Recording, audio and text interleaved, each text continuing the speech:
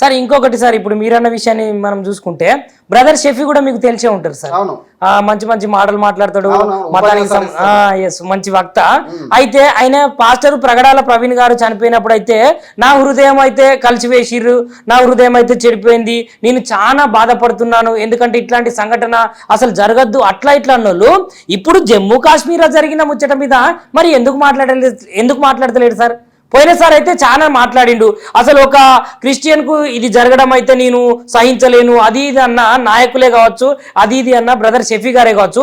ఇప్పుడు ఎక్కడ వేరు సార్? మరి ఎందుకు అని అంటే ఆయన ఉద్దేశం ఏందో మనకు కంప్లీట్గా తెలియదు, కానీ ఇది యాక్చువల్గా ఆయన రెస్పాండ్ కావాల్సినంత ఇది సిచ్యువేషన్ కాబట్టి ఆయన అట్లాంటి రెస్పాన్స్ ఏం రాలేదు కాబట్టి ఖచ్చితంగా అతను ఒక ఆలోచనను పునరాలించుకోవాలి. ఎందుకు అని అంటే హిందూయిజం అనేది భారతదేశం యొక్క ఉనికి. ఇది మెజారిటీ ఆఫ్ పీపుల్ ఇండియాలో ఇంత సేఫ్గా ముస్లిమ్స్ కానీ క్రిస్టియన్స్ కానీ ఎవరైతే మైనారిటీస్ ఉన్నారో అంత సేఫ్గా వాళ్ళు బతుకుతున్నారు అంటే హిందువుల యొక్క చొరవ ఖచ్చితంగా ఉంటుంది. Jain is part of our Hinduism, Sikh is separately.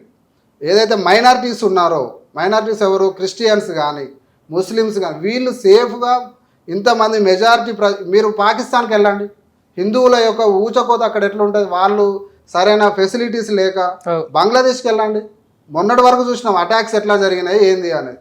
ఇదే హిందూ దేశంలో వండుకుంటా అట్లాంటి వాళ్ళు కామెంట్ చేయకపోవడం అనేది, అంటే పాజిటివ్గా చేయకపోవడం అనేది వాళ్ళ యొక్క విఘ్నతకు వదిలేయాల్సి ఉంటుంది మనం.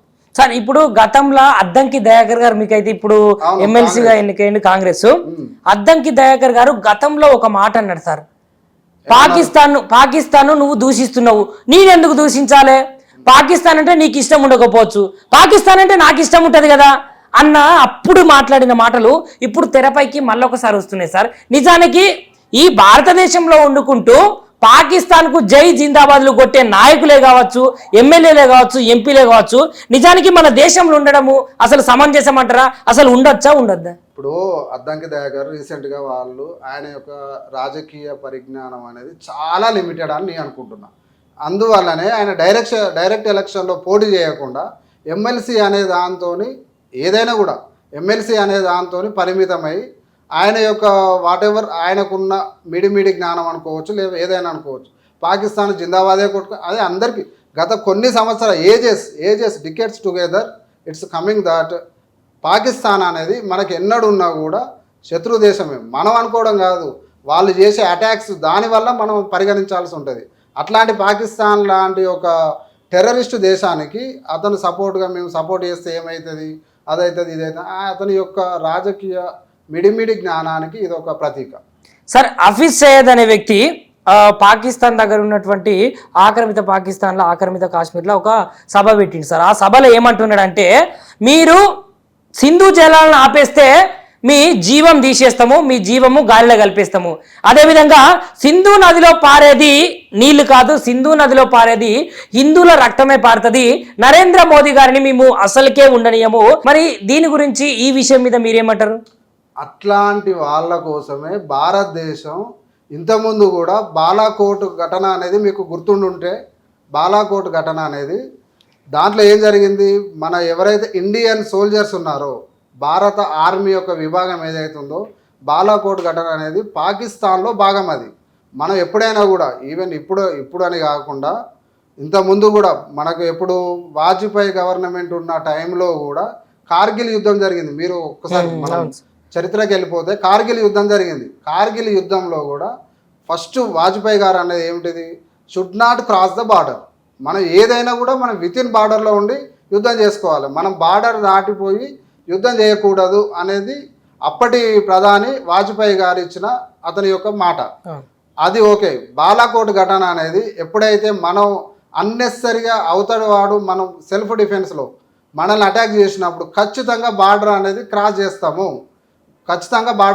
చేస్తాము, అనేది నిరూపితమైంది. ఎక్కడ ఒకటి మన ఇక్కడ జియో పొలిటికల్ అనేది it's keep changing up. There is no fixed geo political in any nation. ఎందుకు అని అంటే జియో పొలిటికల్ అనేది అది చేంజ్ అవుతూ ఉంటుంది, సందర్భాన్ని బట్టి పరిస్థితులను బట్టి చేంజ్ కావాలి కూడా.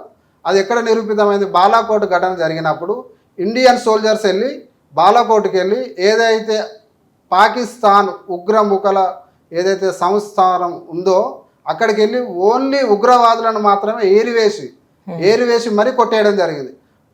ఇండియన్ ఆర్మీ అనేది అక్కడ సివిలియన్స్ కానీ అంటే ప్రజలను ఆర్మీ పీపుల్ను ఎక్కడ కూడా టచ్ చేయకుండా ఓన్లీ ఉగ్రవాదులనే వాళ్ళ యొక్క స్థావరాలను మొత్తం తుడిచిపెట్టుకు చాలా మూవీస్ కూడా వచ్చినాయి. మనం ఈవెన్ మూవీస్ కూడా మనం ఎందుకు ఇట్లాంటి మూవీస్ని ఎందుకు చూడాలి అంటే చరిత్ర విస్మరించకుండా ఉంటుంది. చరిత్ర విస్మరించకుండా ఉండడానికి అట్లా బాలాకోట్ ఘటనలో జరిగిన యొక్క విధానం ఏంటిది అని అంటే ఆ కొన్ని మూవీలో కూడా రిఫ్లెక్ట్ చేయడం జరిగింది. మనం ఒకటే గమనించుకోవాల్సింది అంటే వాజ్పేయి గారు చెప్పిన అది అప్పుడు సందర్భాన్ని బట్టి ఆయన చెప్పడం జరిగింది. ఇప్పుడు తర్వాత ఘటనలో చాలా రాజకీయమైన మార్పులు రావడం జరిగింది.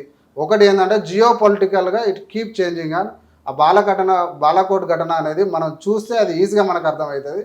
పాకిస్తాన్ యొక్క ఉగ్రమూకల స్థావరాలను చిత్తుగా ఉగ్రవాదులను ఏరివేసిన ఘటన అది మనం గుర్తుంచుకోవాల్సి ఉంటుంది.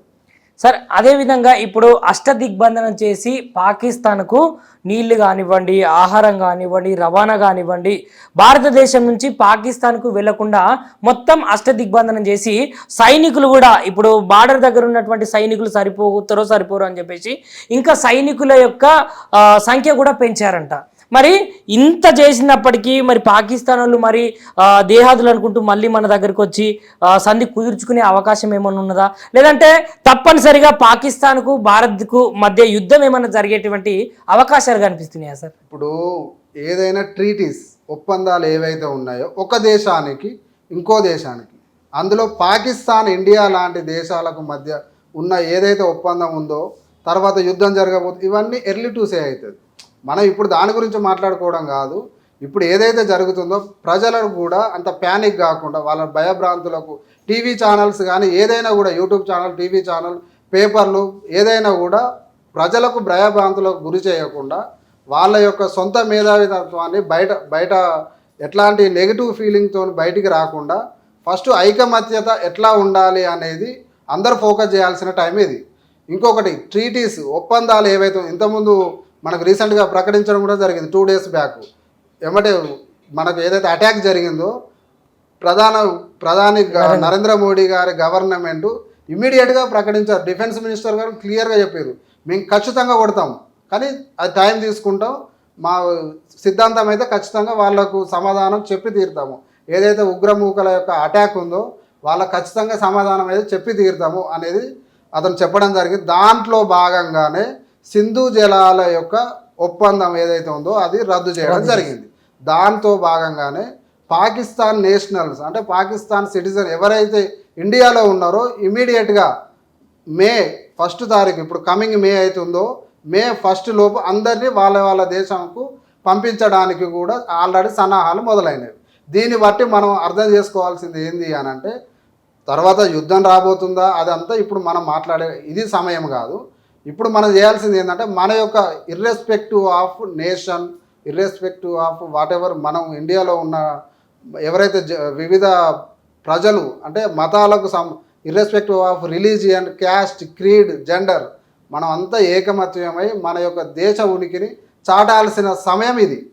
సార్ అట్లనే ఒకవేళ ఇప్పుడు ఏదన్నా హఠాత్ పరిణామాలు సంభవిస్తే సో నరేంద్ర మోదీ గారి యొక్క వ్యూహం ఏ విధంగా ఉండబోతుంది సార్? మరి అది ఏ విధంగా ఉండబోతుంది ఏది అనేది మన ఇంటర్నల్ సీక్రెట్. అది ఈవెన్ వాళ్ళ డిఫెన్స్ వాళ్ళు కూడా వాళ్ళు బయటికి రివీల్ చేయరు, డైరెక్ట్ కొట్టి చూపిస్తారు. ఇంతకుముందు కొట్టి సర్జికల్ స్ట్రైక్స్ కానీ బాలాకోట్ ఘటన కానీ ఏదైనా కూడా ఆల్రెడీ కొట్టి చూపించినాయి. అవన్నీ మనం అవి ఎప్పుడు కూడా అంతర్రహస్యాలు, దేశం యొక్క అంతర్రహస్యాలు అనేది వాళ్ళు చెప్పరు. మన ఆర్మీ అనేది హైయెస్ట్ మన పవర్ఫుల్ ప్రపంచంలోనే 3rd పవర్ఫుల్ ఆర్మీ మన ఇండియన్ ఆర్మీ.